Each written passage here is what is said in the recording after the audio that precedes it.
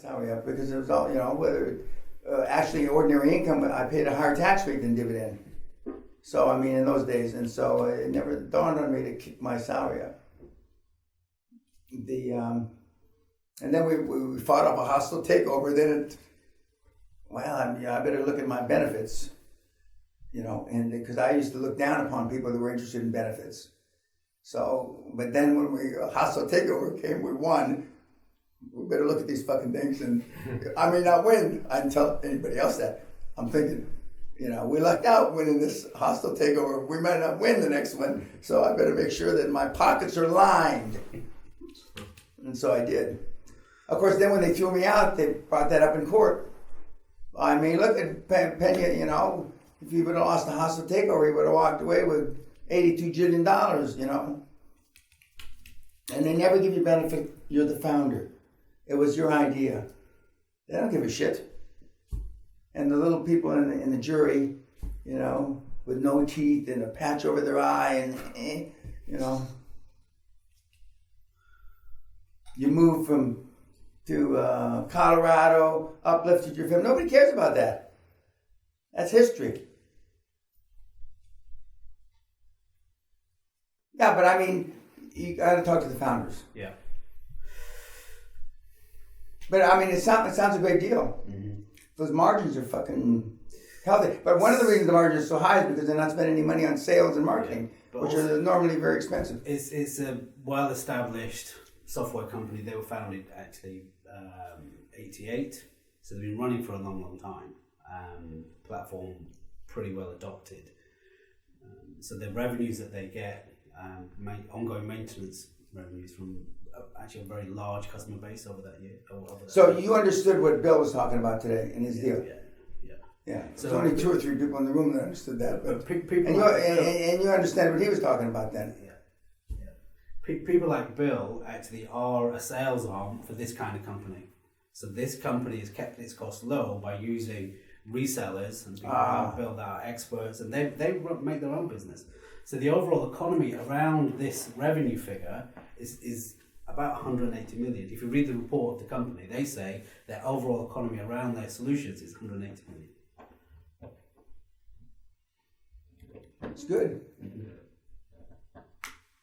And for the next few years, unless we go to war with Putin, like I said, or something horrific happens, or there's a black swan, we get hit by a meteor or some shit. I mean, it's only going to get better and better and better. And then, of course, it's not going to get better forever until we're swallowed up by the sun, 5 billion years from now. But at some point, I'll probably be one of the first to say it's over. Nobody's going to listen to me then either. We never listened to him when it was, now he tells us it's over. Nobody's going to listen. That's just the way it is. Understand that. Yeah, I understand that. But I mean, you got the founders. I have another one, similar, UK-based company. Again, 2 founders. They started 2003.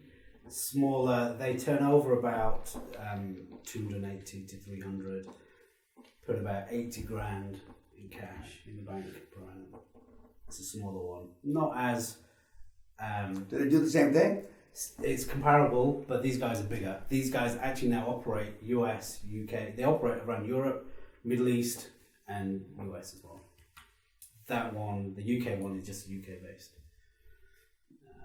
But again, a very tightly run business. They've done quite well in a relatively short time frame.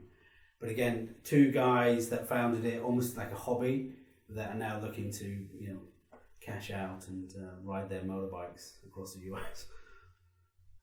So potentially motivated to sell. Well, we have to find people that are more than potentially motivated. And I slammed the point home again when we were listening to Frank today.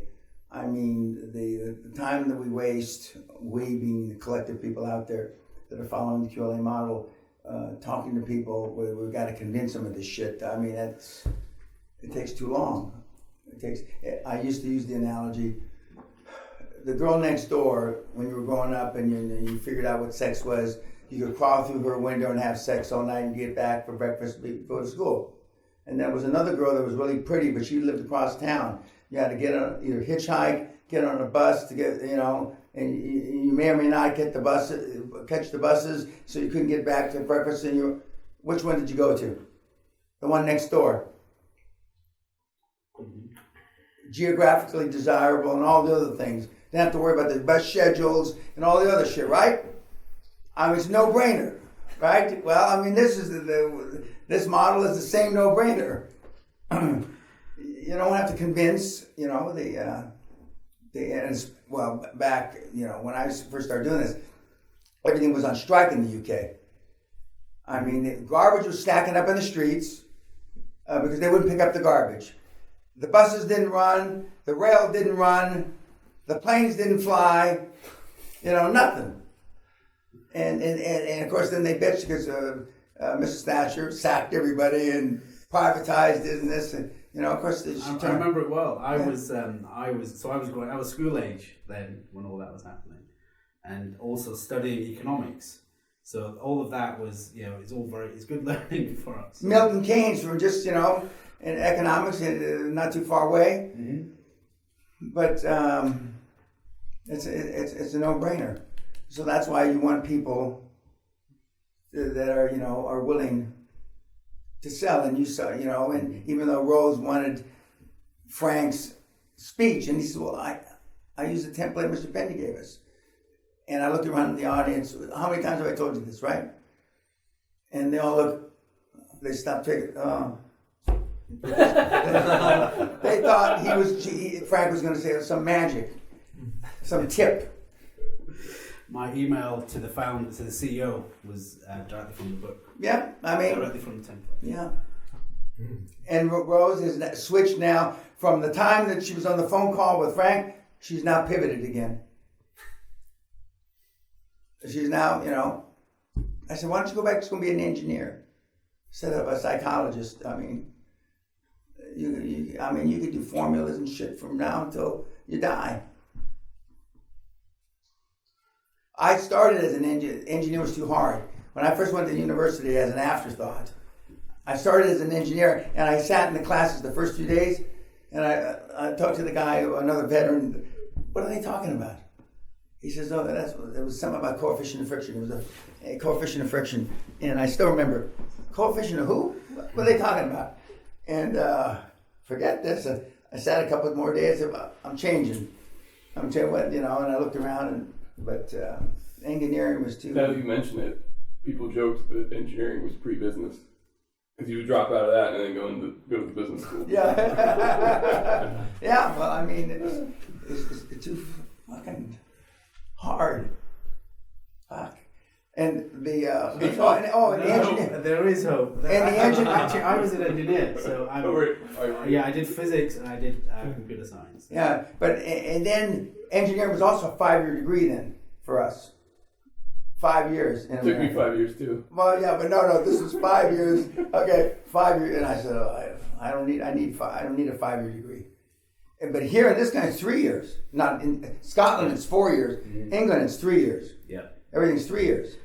It depends. Not everything. We did a 1-year placement thing to get some experience. So you did 2 years, and then you did a year out in industry, and then you came back for your finals, and that was for an honours degree. So it's actually a 4-year. Yeah, well, we had fun. I was from the time I started university to the time I graduated was 8 years, but I spent 3 years in the military. But I was on the 8-year program. I had work experience for 36 months.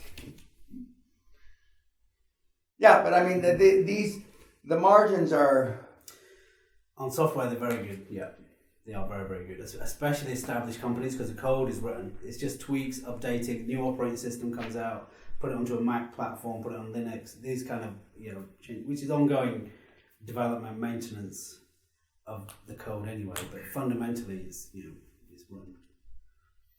And our model is not to go and become startup, writing new code and changing the industry and all this kind of stuff. All we want to do is look at what's out there, understand how customers use the software and the platform, and just come up with a more service-led approach.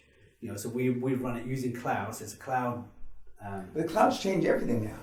Completely changed it. for us, what it means is instead of having to write code and build something and then go and sell it, time and time again, we run it. So we then offer it as a service, but still doing the same stuff. And what it means for the customer is they bought the software at £5 million and paying £1 million a year since 1995 when they put that old system in, £1 million a year just to keep their documents, because the stuff itself captures and stores documents, and it just gets bigger and bigger and bigger. The compliance and the regulation means they've got to keep that document from way back when, just in case they need to reproduce it. But it means that we can then, using our platform, essentially take that problem away and run it for them, and just sell it to them as a service. And they. How big is the cloud? Is it forever? Is it infinite? It can be, I think. Why not? I don't know. I don't know. I mean, nothing's infinite. It's an amorphous. Yeah, it sounds like an amorphous. It sounds like a sales bullshit. It just means that companies, you'll know, companies can now, instead of having to spend £5 million up front to buy software, they just pay a subscription on an ongoing basis and access it. Who invented the cloud? Same guy that did Bitcoin. Yeah, I was going to say. Same guy did Bitcoin? I mean, who invented the cloud? Does anybody, who invented it? Nobody knows? And the internet. Where is it? I think it was just an evolution of internet services, wasn't it? So websites became popular, and then people wanted to do more using websites. You could argue Salesforce had something to do with it. The company A Salesforce. lot to do with it, yeah. Okay, YouTube. Good night.